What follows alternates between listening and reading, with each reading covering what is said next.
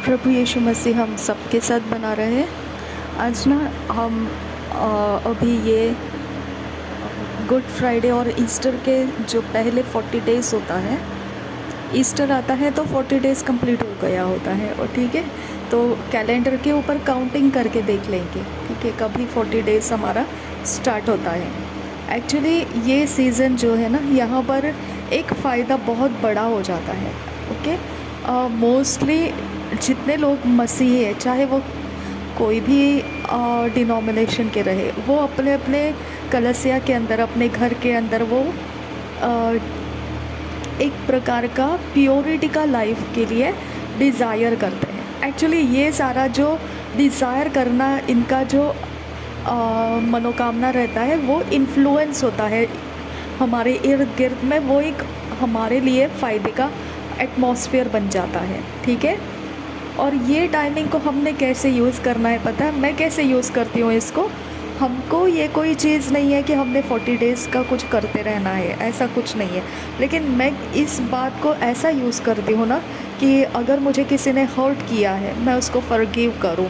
और अगर मैंने किसी को हर्ट किया है तो मैं उसकी फॉरगिवनेस को परमेश्वर से रिमाइंड करूँ। प्रभु उनको रिमाइंड करके वो मुझे फॉरगिव करे, क्षमा कर दे। ओके। सेकेंडली, मैंने जैसे आपको समझाया कि जनरेशनल कर्सेस, वो जनरेशनल कर्सेस मैं नहीं बोल रही हूँ कि पीढ़ियों से आते हैं, वो वाली चीज़ें नहीं रहती है। यूनिवर्स के अंदर की मैंने सिस्टम सिखाया है, मैं बार बार उसे रिपीट नहीं करूँगी। ओके, यूनिवर्स के अंदर हमारा लेखा जोखा रिकॉर्डेड रहता है। ओके, वहाँ से जब हमारा रिकॉर्ड निकलता है तो जो हमने पृथ्वी पर किया, यूनिवर्स उसने रिसीव किया। ओके, यूनिवर्स ने उसे रिसीव किया। अब यूनिवर्स उस जगह को, उस बात को रिकॉर्डेड रखता है और उसका रिवर्ट बैक देने का सिस्टम ऑटो सिस्टम है वो। ओके, ऑटोमेटेड सिस्टम है वो। यूनिवर्स किसी को पूछता नहीं है, यूनिवर्स परमेश्वर को पूछता नहीं है कि मैं ये करूँ या नहीं। जैसे एक एग्जाम्पल बहुत आसान है समझना कि सूरज जो उगता है और सूरज जो क्या होता है उसको, सनसेट और सनराइज़। ओके, सूरज का उगना और सूरज का डूबना, ये दोनों चीज़ें सूरज पूछ कर नहीं आता है ना गॉड को, परमेश्वर को, कि क्या मैं उगाऊँ अपने आप को आज, या मैं चले जाऊँ नीचे। ऐसे नहीं पूछता है, उसको सिस्टम दे दिया है। और उत्पत्ति के पहले अध्याय में भी यही लिखा है, परमेश्वर ने एक छोटी ज्योति बनाई, एक बड़ी ज्योति बनाई, ताकि वो पृथ्वी के ऊपर मनुष्यों को उजियाला दे, रोशनी दे। ठीक है, तो वो अपने कामों को, असाइनमेंट को यूनिवर्स ने लॉ सिस्टम में ले लिया है। परमेश्वर बोलता है मनुष्यों के हृदय के अंदर मैं अपने व्यवस्था को लिखूंगा। अभी मैं वैसे व्यवस्था नहीं दूंगा जैसे मैंने मूसा को दिया था, लेकिन इस समय जो मैं व्यवस्था देने वाला हूँ वो हृदय के अंदर लिखा हुआ रहेगा। किसी को एक दूसरे को समझाने की ज़रूरत नहीं है तूने क्या करना और क्या नहीं करना। ये वाला एरिया जो है कंसायंस जिसे कहते हैं, वही कंसायंस से व्यवस्था आने के पहले लोग जिया कर रहे थे, वो जीते थे वैसा। लेकिन रोमियो के पहले अध्याय के, रोमन्स के पहले अध्याय के वचनों में लिखा है ऐसा कि लोगों ने उस कंसायंस को ठुकरा दिया। जब उनका कंसायंस सिखाया है उनको, क्योंकि परमेश्वर को हृदय के ऊपर व्यवस्था लिखना आता है। ठीक है, तो ये कोई हमारे लिए नया बात नहीं है।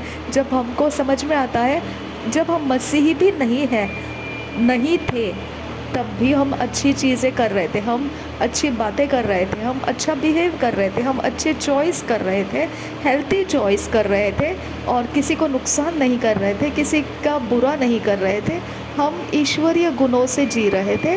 तो ये कहाँ पर था? हमारे हृदय के पटलों पर लिखी हुई ये व्यवस्था हम फॉलो कर रहे थे।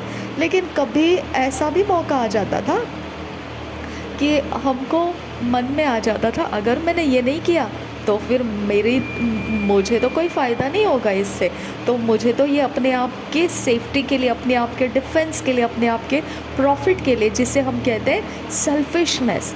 तो कभी कभी हम अपने सेल्फिशनेस के लिए हमारा कंसायंस, हमारा विवेक बुद्धि बोलता है हमको कि नहीं ऐसे मत कर, लेकिन अगर हम नहीं करेंगे तो हमारा जो स्वार्थ है वो तो पूरा नहीं होगा।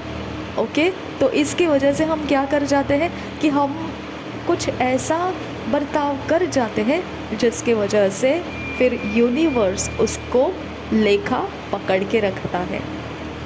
हमको तो कोई नहीं बोलेगा, ओके, लेकिन जैसी करनी वैसी भरनी हो जाती है। ओके, तो परमेश्वर के पास हमको इन चीज़ों का माफ़ी मांगने का समय आता है। तो ये जनरेशन से चलते आ रहा है, जहाँ से हमारा पीढ़ी शुरू हो गया वो आदम और हवा से ही है। तो वहाँ से लेकर अभी तक जितना भी परमेश्वर हमारे ब्लड के अंदर, क्योंकि ब्लड चेंज नहीं हुआ है, ब्लड सेम है, जो आदम और हवा के पास था वो सेम ब्लड आज तक यूनिवर्स के अंदर, हम मनुष्यों के अंदर वो ट्रांसफ़र किया जा रहा है, वो उत्पत्ति में होता हुआ आ रहा है। ये तो बहुत बहुत परमेश्वर का पराक्रम है, ये परमेश्वर का इंटेलिजेंस है, ये किस प्रकार से परमेश्वर ने उसकी सृष्टि को जनरेशन से कनेक्टेड रखा है। ओके, और उसने जातियों को भी कैसे कनेक्टेड रखा, 12 गोत्र इस्राएलियों के बना दिए उसने, है ना। तो वो गोत्र को भी उसने सेपरेट रखा, जबकि यूनिवर्स अपने अंदर एक यूनिवर्स का सिस्टम रखता है, जो व्यवस्था परमेश्वर को पूछता नहीं है, वो ऑलरेडी ऑटोमेटेड सिस्टम में चलता है, उसको किसी को बोलने की ज़रूरत नहीं, उसको कोई अपोज नहीं कर सकता है, वो अपना काम 101% अबाव, वो आपको मानेगा नहीं, वो आपको मानेगा नहीं, वो आपके ऊपर दया नहीं करेगा। ओके, वो ह्यूमैनिटी बेसिस के ऊपर भी नहीं सोचता है, similar to AI system. Okay, AI system humanity के मर्सी से नहीं, दया के सोच से नहीं चलता है, वो मशीनरी सोच में चलता है। उसके पास यस के लिए यस है, नो के लिए नो है, बाकी आप पहाड़ तोड़ कर उतर कर आओ या कुछ भी करो, उसको फ़र्क नहीं पड़ता है। ओके, तो वो यस है तो यस ही बोलेगा, नो है तो नो ही बोलेगा। ओके, तो वैसा यूनिवर्स पक्का गढ़ा हुआ है। इसके लिए परमेश्वर ने क्या वायदा दिया है कि मैं दोबारा जब आऊँगा तो मैं फिर से यूनिवर्स को हिलाने वाला हूँ। और उसने क्या बोला, यूनिवर्स की ये सारी चीज़ें जो ऑटोमेटेड सिस्टम में मैंने रखी है, चाँद, सूरज, प्लैनेट्स, आसमान, ये सब कुछ मैं लपेट के अलग कर दूँगा। आकाश के ये सारी शक्तियों को मैं क्या करूँगा, लपेट के अलग कर दूँगा। ओके, तो हम उस प्लैनेटरी सिस्टम के, यूनिवर्स के पावर्स जो इन्फ्लुएंसेस रहते हैं उसके ऊपर हमारा लाइफ निर्भर नहीं है। ओके, लेकिन उसके इन्फ्लुएंसेस क्यों आते हैं हमारे ऊपर, क्योंकि हम इन्फ्लुएंस के नीचे काम करते हैं। कभी अच्छा समय रहता है, कभी बुरा समय रहता है। ओके, इसके लिए वो चौघड़ियों में बांट दिया गया है। कोई ऑस्पिशियस टाइम कहता है, कोई इनऑस्पिशियस टाइम कहता है। ओके, शुभ घड़ी कहता है, कोई अशुभ घड़ी कहता है। ओके, यूनिवर्स के अंदर अलग अलग प्रकार से लोगों ने स्टडी किया कि यूनिवर्स का कौन सा टाइम क्या बेनिफिट देता है, कौन सा टाइम का विंडो है जिसके अंदर हमने क्या करना चाहिए और क्या नहीं करना चाहिए। ओके, उन्होंने ऑटोमेटेड सिस्टम को स्टडी किया है। ये ऑटोमेटेड सिस्टम है, इसको कोई चेंज नहीं कर सकता है, करनी वैसे भरनी होता ही होता है।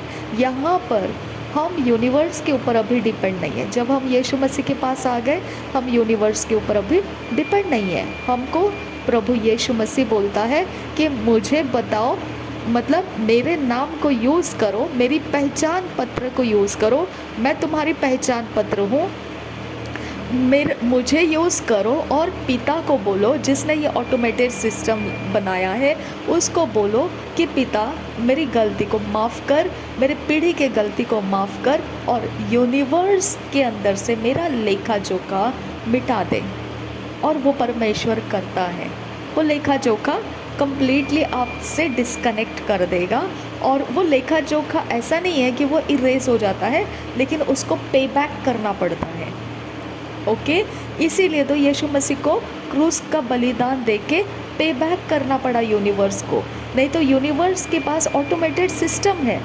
ओके, वो मनुष्य की गलती या ऐसा कुछ नहीं देखता है। वो गलती तो गलती है, उसका रिजल्ट देगा। वो सही है तो सही है, वो उसका रिजल्ट दे देगा। ओके, तो यूनिवर्स के हाथ से छूटने का, उसको पे बैक देने वाला कोई तो होना चाहिए। अगर हम नहीं तो उसकी जगह में दूसरा कोई होना चाहिए। इसके लिए तो एक्सीडेंट्स हो जाते हैं, इसके लिए लोगों की डेथ हो जाती है, इसके लिए इसकी बीमारी उसके ऊपर चली जाती है, उसकी बीमारी दूसरे के ऊपर चली जाती है। ये शिफ्ट होते रहता है। हमारे घराने के अंदर भी लोग एक दूसरे के ऊपर डाल देते हैं अपनी सारी बुराइयों को। जो आने वाला है समय, गलत समय उनको मालूम पड़ जाता है, तो वो लोग स्टडी किए हुए रहते हैं, तो उनको पता चल जाता है, तो वो अपने घराने के अंदर किसी को पकड़ लेते, उसके ऊपर अपना सारा क्लेश डाल देते हैं। ओके, और ये सारा कैसे होता है, वो लोग कैसे करते हैं, वो ट्रांजैक्शंस करते हैं। ओके, वो ट्रांजैक्शंस करते हैं। वो यूनिवर्स जो अभी उनका पीछा करने वाला है, उस यूनिवर्स के सिस्टम को वो बोलते हैं कि मेरे बदले में तू इसको ले, इसके ऊपर तेरा सारा गुस्सा उतार। तो यीशु मसीह को परमेश्वर ने क्या किया, उसका सारा गुस्सा यीशु मसीह के ऊपर उतारा। परमेश्वर ने अपना सारा क्रोध यीशु मसीह के ऊपर दिया। यानी कोई तो बेरर होना चाहिए।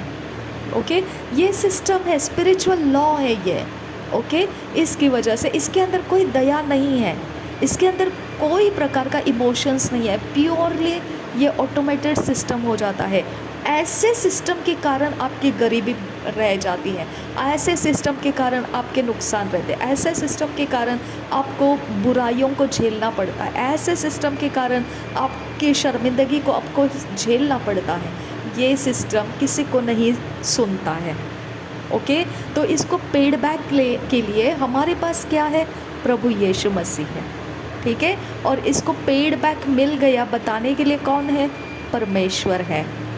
ओके, वो परमेश्वर से हमने प्रार्थना करना है, परमेश्वर मेरा ये गलती अगर कुछ भी है, अभी कितनी सारी हो सकती है ना, तो हम थोड़ी जानते हैं पुराने हमारे पीढ़ियों के लोगों ने क्या क्या किया है। हमने यहीं पे हम प्रार्थना करके उनके बारे में स्मरण करके परमेश्वर को बोलना है। यीशु मसीह ने भी वही बोला ना कि पापों के माफ़ी का तुम मेरे क्रूस के बलिदान में हुई बातों को स्मरण करो। ओके, तो मेरा शरीर तुम्हारे लिए तोड़ा गया है, मेरा लहू तुम्हारे लिए, ये तुम्हारे लिए पे बैक है। ये तुम यूनिवर्स को पे बैक बताओ। ओके, ताकि तुम उसके चंगुल में ना रहो। तो हमने ये पे बैक को परमेश्वर के पास प्रार्थना करना है कि प्रभु हमारे पीढ़ियों के अंदर जितना कुछ भी लोगों ने कुछ भी किया होगा, प्रभु यीशु मसीह के नाम में पिता हमको माफ़ कर। ओके, हमारी माफ़ी वो पे बैक को रिलीज़ करता है। अगर हम माफ़ी नहीं मांगेंगे वो पे बैक जाएगा नहीं। ओके, वो पे बैक एक्टिवेट नहीं होगा। इसके लिए ये टाइमिंग जो होता है ना 40 डेज़ का, ये पे बैक करने का टाइमिंग रिलीज़ करने के लिए हमको बहुत सूटेबल टाइम है, बहुत इन्फ्लुएंशियल टाइम है ये, क्योंकि सबके मन नम्र हुए रहते हैं, सब अपनी अपनी चौकसी कर रहे होते हैं कि गलत नहीं करना है, प्योर रहना है, कुछ ये नहीं करना है, वो नहीं करना है। ऐसे इन्फ्लुएंस के अंदर फिर आप जब ऐसे माफ़ियों की प्रार्थनाओं को लगा देते हैं, पीढ़ियों के अंदर से किए गए गलतियों को, गुनाहों को पिता माफ़ कर दे, ऐसी प्रार्थनाओं को लगा देते हैं, वो फटाफट सक्सेसफुल होता जाता है। क्योंकि वो हमारे यूनिवर्स के अंदर और भी लोग उस प्रकार के मैक्सिमम वही आप पूरे वर्ल्ड में जहाँ मसीह होगा पूरे वर्ल्ड में ये सिस्टम को फॉलो किया जाएगा कि 40 डेज़ वो लोग रिपेंटेंस का टाइमिंग मानेंगे, वो यीशु मसीह के बलिदान के ऊपर गौर करेंगे, है ना, तो फोकस करेंगे। इसकी वजह से हमको ये बहुत फेवरेबल क्लाइमेट रहता है जहाँ हमने पापों के माफ़ी का पूरा फ़ायदा उठाना है, पूरा एकदम जी जान तोड़कर फ़ायदा उठाना है। और उसके बाद जब 40 डेज़ ख़त्म हो जाता है तब उस वक्त हम रेजुरेक्टेड लाइफ में आ जाना है। रेजुरेक्टेड लाइफ हम कौन से दिन मनाते हैं, रेजुरेक्शन डे में मनाते हैं, वो रेजरेक्शन डे कौन सा है, लोगों के कॉमन वर्ड में उसे ईस्टर कहा जाता है, पुनरुत्थान का दिन। ओके, तो ये तरह से हमने ये 40 डेज़ को बहुत बहुत बहुत फ़ायदा उठाना है, बहुत पापों के माफ़ी के लिए बहुत फ़ायदा उठाना है। आप चाहे दूसरा कुछ मांगे ना मांगे, लेकिन पापों के माफ़ी के कारण ही आपके सफरिंग्स स्टॉप हो जाएंगे। ओके, ये चैनल का नाम क्या है, बेसहारा और बुज़ुर्गों के लिए प्रार्थना, है ना। तो हम बुज़ुर्गों के लिए भी पापों की माफ़ी का बड़ा काम होने वाला है, और जो जिनका हेल्प नहीं हो पा रहा है, हेल्पलेस है, क्यों ऐसा है, क्या कारण है हेल्पलेस होने का, सेम रीज़न है, यूनिवर्स उनके साथ अभी डील कर रहा है। ओके, इसकी वजह से अभी उनको उसमें से छूटने का कोई रास्ता नहीं दे रहा है यूनिवर्स। ओके, पड़े रहो उसी गम में, पड़े रहो वही परेशानी में, पड़े रहो उसी के अंदर, वही कुचले हुए अवस्था में पड़े रहो। जब तुम गलत कर रहे थे तब तो तुमको कुछ समझ नहीं आया, अब जब गलत करने का अंजाम आ रहा है तो अब तड़प रहे हो, तो पड़े रहो वैसे, पड़े रहो जॉबलेस, पड़े रहो ऐसी एडिक्शंस में, पड़े रहो ऐसी ज़िंदगी भर सड़ते हुए। ऐसे भी बोलते हैं ना दुनिया के लोग, संसार के लोग ऐसे भी बोलते हैं, जब कोई इंसान कुछ प्रॉफिटेबल प्रोडक्टिव नहीं है तो उसे क्या कहते हैं, यस ऐसे ही सड़ता रहेगा ये है ना, बैड वर्ड है ये। ओके, लेकिन बोलने वाले को क्या जाता है, ज़ुबान है, हल्की है, जहाँ चाहो वहाँ पे घुमा दो, है ना। तो इसीलिए ये वर्ड बहुत डर्टी वर्ड है, लेकिन लोग इसे टॉन्ट करने के लिए यूज़ करते हैं। तो ये क्यों है ऐसा, क्योंकि यूनिवर्स अभी उनके साथ डील कर रहा है। ठीक है, तो कुछ लोगों के रास्ते बदल गए, कुछ लोगों का जो पीढ़ियों ने सहन किया अब वो उनका नहीं है, जो पीढ़ियों के द्वारा उनके ऊपर विपत्तियाँ थी अब उनके ऊपर नहीं है, जो जो बरसों से उनके ऊपर परेशानियाँ थी अब वो नहीं है। ओके, कुछ लोग पार कर चुके यूनिवर्स के अटैक्स को। ओके, लेकिन अब उनका काम क्या है, सीधाई और खराई के मार्ग से चलो, दोबारा आप समझदारी के साथ चलो, क्योंकि अगर कर भला तो हो भला, और जैसी करनी वैसी भरनी, है ना।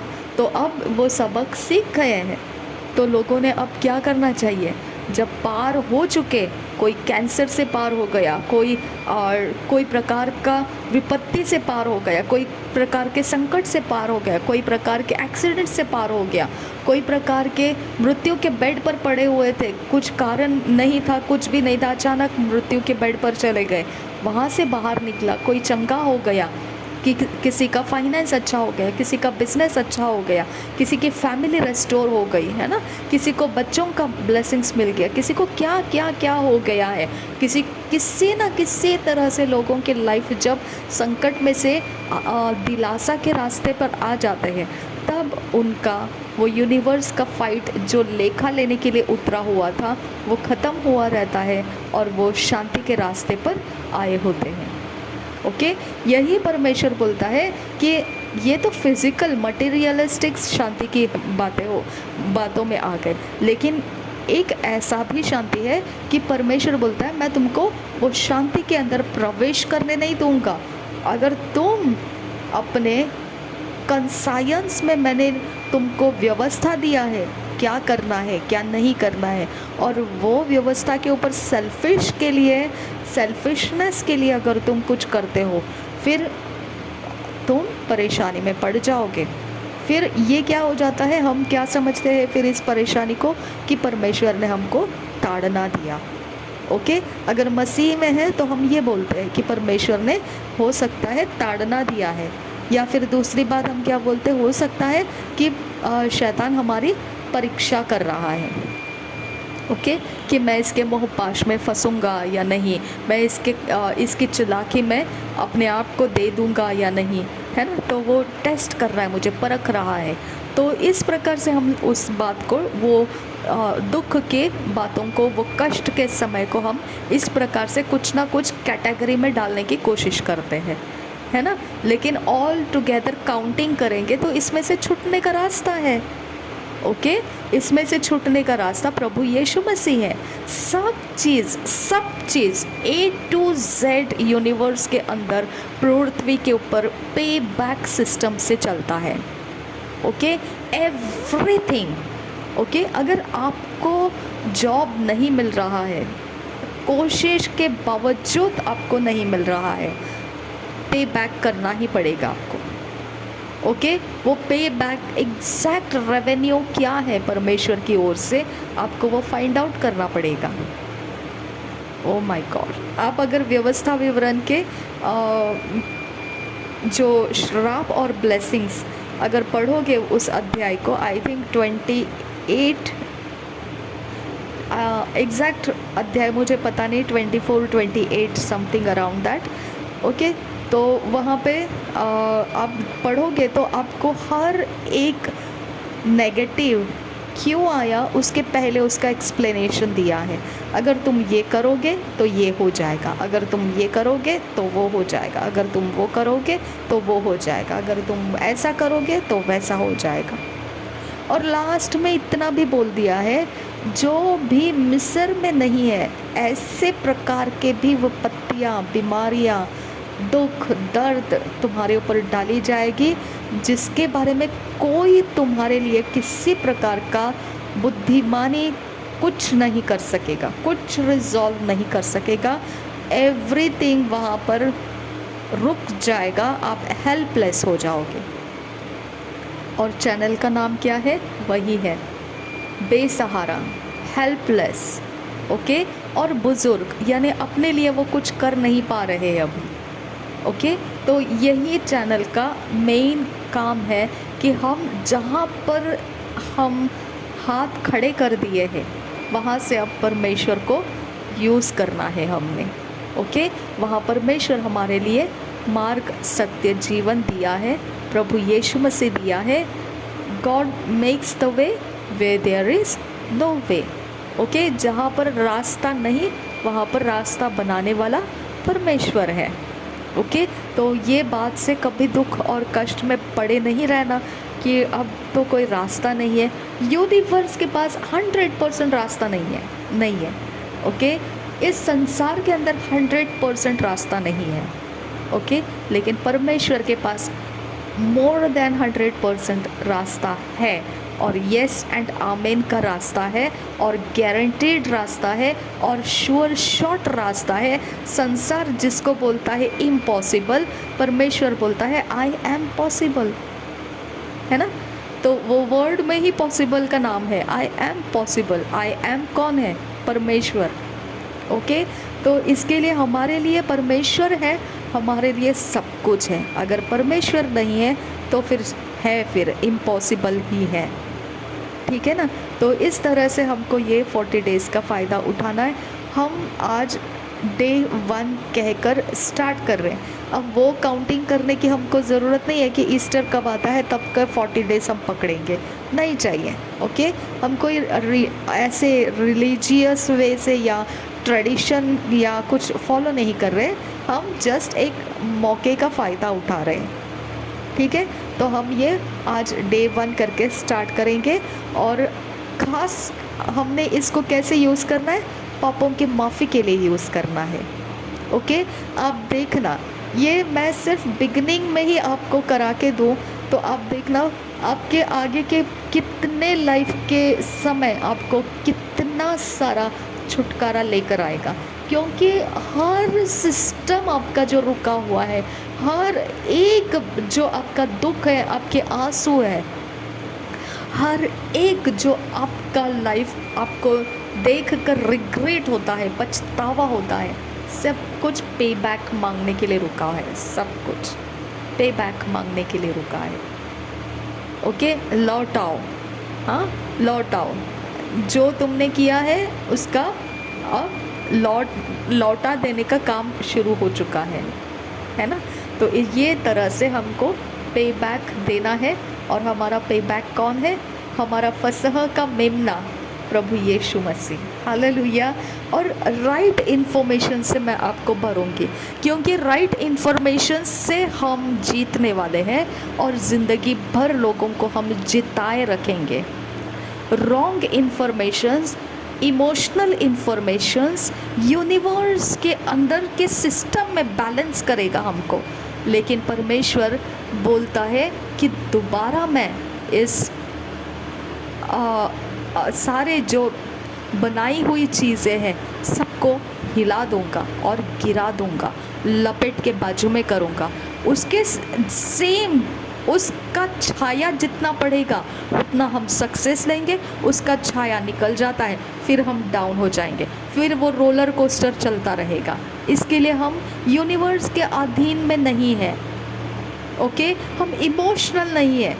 वर्ड बोलता है बॉस बात ख़त्म कर दे, ओके। मुझे नहीं पता कौन सी घड़ी, मुझे नहीं पता कौन सा तिथि, कौन सा मुहूर्त, मुझे नहीं पता कौन से आसमान के सितारे और कौन से ज़मीन के ऊपर की क्या चीज़ है, आई डोंट नो।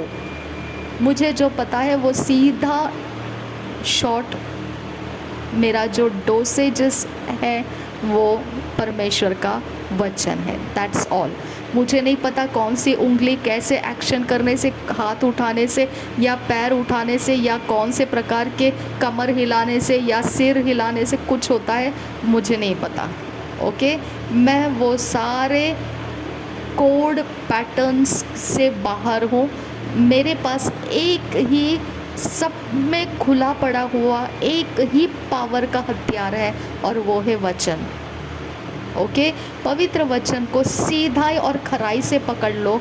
कोई इमोशन डालने की ज़रूरत नहीं है, कोई खून खराबा देखने की ज़रूरत नहीं है, ओके। कि यीशु मसीह को कैसा लहूलुहान किया, कैसे खून से लथपथ किया, नहीं, कोई ज़रूरत नहीं है कि लोगों के हृदय छेद दिए जाए, तोड़ दिए जाए। इसकी वजह से क्या तोड़ दिए जाए, क्या तो छेद दिए जाए, वो यूनिवर्स के अंदर होता है वो सब, ओके। हमको इमोशंस पे लोगों को खींचने से वो इमोशन सूख भी जाता है, लेकिन सूखने के बाद वो उल्टा और ज़्यादा रिबेलियस हो जाते हैं। परमेश्वर का वचन कहता है जब परमेश्वर का जैसे इमोशनली लोगों ने कंसायंस में से सीखा, लेकिन जब उनको दूसरी चीज़ें मिलने लगी उन्होंने परमेश्वर को छोड़ दिया। तो इमोशंस आपकी गारंटी नहीं है, आपका शो गारंटी नहीं है कि लोग कंटिन्यू उसके अंदर रुके रहेंगे। वचन गारंटी है, ओके। वचन गारंटी है। इसके लिए आपको हमेशा ध्यान रखना है कि हम आँखों से जो देखते हैं उसके कारण हमारे शरीर में उजियाला रहेगा, और आँखों में ही उजियाला नहीं है तो हमारे शरीर में क्या उजियाला रहेगा। आप आँखों में देखोगे यीशु मसीह को, यीशु मसीह का फ़ोटो देखोगे, वो इंसान हो सकता है आइडल वर्शिप में लेकर जाएगा आपको, वो फ़ोटो आपको आइडल वर्शिप में ले लेगा। आप गए काम से, है ना। वचन को पकड़िए, वचन आपको आइडल वर्शिप में नहीं ले जाता है, वचन आपको रिमाइंड करता है। वचन आपको वर्ड टेक्स्ट, वचन को बोला गया है आदि में शब्द था, तो शब्द ही परमेश्वर था और शब्द परमेश्वर के साथ था। आप वचन को लेते हैं, वचन आइडल की तरफ नहीं लेकर जाता है, वचन परमेश्वर की तरफ लेकर जाता है। लेकिन फ़ोटोज़, फिगर्स, ओके, क्रॉस का साइन, क्रॉस के चीज़ें, ओके, और कुछ भी ऐसा जो वचन को पिक्चर्स में डाल के हमारे लिए वर्शिप के समय रखा जाता है, वो सब कहाँ पे आपको लेकर जाता है, आइडल वर्शिप की तरफ लेकर जाता है, ओके। नहीं करना, आप ये मत कीजिए। आपको परमेश्वर ने क्या दिया है, इमेजिनेशन, तो इमेजिनेशन को आप वो सारी चीज़ों को देखने में इस्तेमाल मत कीजिए। आपने क्या करना है इमेजिनेशन का, आपको वचन के अंदर से बताया है। जो अच्छा है उसके ऊपर मन लगाओ, जो आपको फ़ायदे का है, जो परमेश्वर के राज्य के कामों में आता है, जो चीज़ों को परमेश्वर के लिए आप इस्तेमाल कर सकते हैं, उस रास्ते को करना सीखो। ये इमेजिनेशन में करना है, मैं कैसे रास्ता बनाऊँ, मैं किस प्रकार से आगे जाऊँ, मैं किस प्रकार से प्रोजेक्ट बनाऊँ, मैं किस प्रकार से परमेश्वर के फ़ायदे में आ जाऊँ, मैं किस प्रकार से अभिषेक को बढ़ाऊँ। इमेजिनेशन करना है, इसके ऊपर सोचना है, आपने काल्पनिक दृश्य में देखना है, क्रॉस देखना या खून से लथपथ कोई इंसान पिक्चर में देख रहे हो उसको देखना, ये आपको आइडल की तरफ लेकर जाएगा, आप मार्क मिस कर दोगे। ओके, देखिए मैं जहाँ पर हूँ, मैं जैसे जानती हूँ, मैं जैसे चलती हूँ, मैं बिल्कुल आपको वही बता रही हूँ। हमको आइडल की तरफ नहीं जाना है। चाहे आप जहाँ कहीं पर भी चर्चेस में जाते होंगे, जहाँ कहीं पर भी फेलोशिप में जाते होंगे, कभी भी अपने इमेजिनेशन को उन चीज़ों से मत भरो जो आपको आइडल की तरफ लेकर जा सकता है। आप घंटों परमेश्वर के वचन में बिताओ, परमेश्वर का वचन आपके मनन में आने दो, बाई हार्ट होने दो, आपके माइंड के ऊपर बैठने दो, आपका माइंड फ्री होने दो, आपके माइंड में उसको इमेजिनेशन में लेके आओ कि मैं ये वचन मुझे कहता है ऐसा, उसके द्वारा आपके इमोशंस बनने दो। वचन कहता है आनंदित रहने से हमारी तबीयत हेल्थ अच्छी रहती है, तो आनंद में रहने के लिए आपको आनंद का स्रोत चाहिए, वो परमेश्वर के वचन के अनुसार आप मांग सकते हैं। खुदा तेरा वचन कहता है हेल्दी लाइफ जो है वो आनंद से आता है, तो आनंद को रिलीज़ कर मेरे लाइफ में, वचन के हिसाब से करो। जो भी इमोशंस डैमेजेस को आप रिपेयर करना है, आपके हीलिंग चाहिए या आपको डिलीवरेंस चाहिए या आपको कुछ मटेरियलिस्टिक लाइफ में कुछ चाहिए या कुछ भी लाइफ के अंदर आप चाहते हो, आप डायरेक्ट वचन को मनन करो और उसके ऊपर से आप अपने लाइफ के अंदर मांगो कि परमेश्वर इसके अनुसार आप दे सकते हो, ये वचन के अनुसार दे सकते हो। तो ये वचन आपको लीड करता है परमेश्वर से कम्युनिकेट करने के लिए। फ़ोटोज़, ग्राफिक्स, खून खराबा देखना और एकदम मायूस हो जाना, ये चीज़ें बाद में जब सूख जाती है तो हृदय कठोर करती है। गारंटी मैं आपको दे रही हूँ, वो हृदय कठोर हो जाता है, वो हृदय कठोर हो जाता है। ओके, अगर वो हृदय बाद में सूख गया तो, क्योंकि ये सूखने वाली चीज़ें हैं ऑलरेडी, इसके अंदर लाइफ नहीं है। अगर लाइफ नहीं है और उसको यूज़ करोगे तो उसका डिसएडवांटेज को भी लेना पड़ेगा, आपको लेना पड़ेगा। जिसके अंदर लाइफ नहीं है और आप उसको यूज़ कर रहे हो अपने काम के लिए, ताकि आप उसके द्वारा कुछ, उसके इन्फ्लुएंस के नीचे आप लोगों का लाइफ परमेश्वर की ओर लेकर जा रहे हो, ऐसा आपको लग रहा है? नहीं, ये नहीं लेकर जाता है। ओके, ये ग्राफिक्स बाद में उनके इमोशंस को ऐसे होगा ना कि रोज़ का रोना, उस रोज़ का डेड बॉडी है और रोज़ उसके लिए क्या रोना, ऐसा होता है ना। तो इसके लिए हमारे पास वो emotions only for the moment होता है, और फिर बाद में अगर दोबारा हम उसको लेते रहेंगे वही मोमेंट को अपने सामने, तो गए काम से। फिर वो मोमेंट हमारा माइंड को प्रैक्टिस में डाल देता है, उसके बाद हमको उसका इफेक्ट नहीं होता है।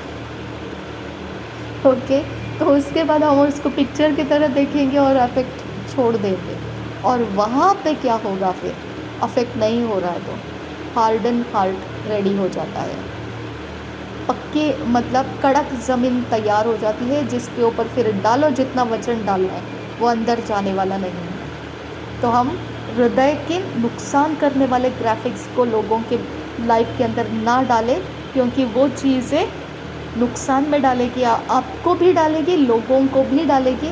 तो बेहतर है ना कि आप उससे कट ऑफ हो जाओ, ठीक है। इस चैनल के अंदर हम कोई ग्राफिक, किसी प्रकार का माइंड के ऊपर कोई इमोशनल कनेक्शंस नहीं लाएंगे, डायरेक्ट वचन की तरफ देखेंगे, और ये 40 डेज़ हम भारी एंजॉय करने वाले हैं, भारी मज़ेदार रहने वाला है, बहुत सामर्थ्य रहने वाला है, और मैं बहुत एंजॉय करने वाली हूँ आप लोगों के साथ में। क्यों पता है? क्योंकि मुझे वचन को सामने रख कर जीने की ताकत पता है। ओके, वचन कभी धोखा नहीं देता है। हालेलुया। वचन कभी निराश नहीं करेगा आपको, वचन कभी डिस्करेज नहीं करेगा आपको, वचन कभी ये नहीं कहेगा कि मुझे टाइम नहीं है, आई एम सॉरी मेरे पास टाइम नहीं है। नहीं, वचन अवेलेबल है, वेरी प्रेजेंट हेल्प है, और बहुत ब्यूटीफुल डिवाइन कनेक्शन से ही है। ओके, तो इसको हम ये 40 डेज़ में एंजॉय करने वाले हैं। हालेलुया।